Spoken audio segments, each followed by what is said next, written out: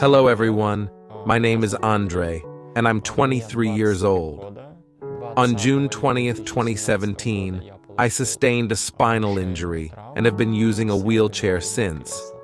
The injury happened one evening while I was out with friends, and my girlfriend was there too. I decided to lift her up, but because there was a small parapet, I slipped and dropped her. To avoid falling on her, I tried to jump over but ended up landing awkwardly on my neck. When I fell, I found myself face down in the water, starting to choke a little. But a friend nearby quickly lifted me out and laid me on the ground. I didn't feel like I had broken anything initially. My arms and legs just stopped working. I was scared and a bit in shock, but I thought it was just temporary.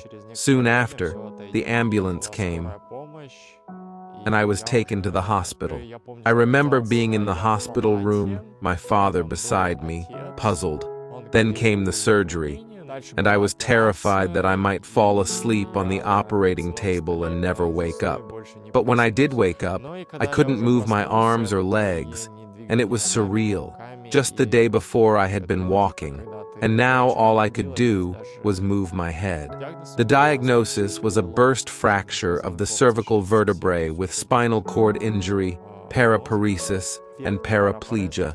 The surgery was performed 6 hours after my fall, and it involved removing shattered vertebra fragments through a small incision in my neck, then implanting a special titanium structure. They ground up the bone fragments and used the shavings to fill in where the plates were placed. It was incredibly painful, being unable to turn, do anything, or even stand up to eat something. I had to be fed with a spoon, turned over as I could only talk and blink. As for my girlfriend, yes, we broke up. She tried to visit me in the ICU, but no visitors were allowed. She came to the ward, but I wasn't in a state to see anyone but family. A month later, I called her, we talked, and after that, we didn't keep in touch or meet again. She wasn't prepared to deal with the fact that I was now confined to a wheelchair.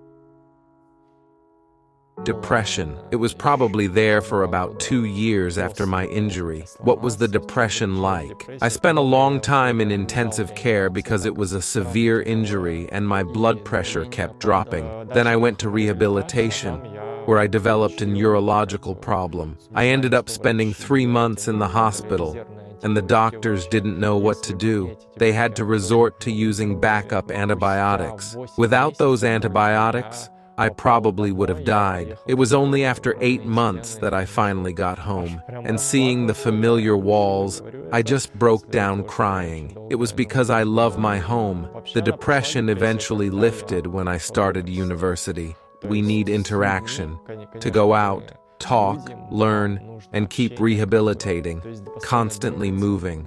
I'm always on the go. After the injury, I dreamt every night that I was walking. It felt like I would wake up and then couldn't walk anymore, like my legs didn't work. I used to sleep until noon because I didn't want to wake up.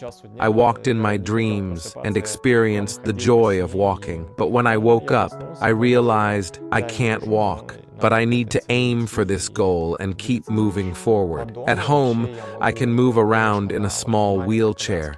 Quite good. My room is somewhat adapted, not perfect, but it allows me to approach the TV and even transfer to the couch to stretch out, set up an exercise machine, watch TV, and then move to the bed. The bed was raised specifically because I'm tall, and it's convenient when it's at the level of my wheelchair. Getting into the bathtub, though, is difficult. It's not adapted in this apartment, and even if we renovated, it wouldn't be very convenient.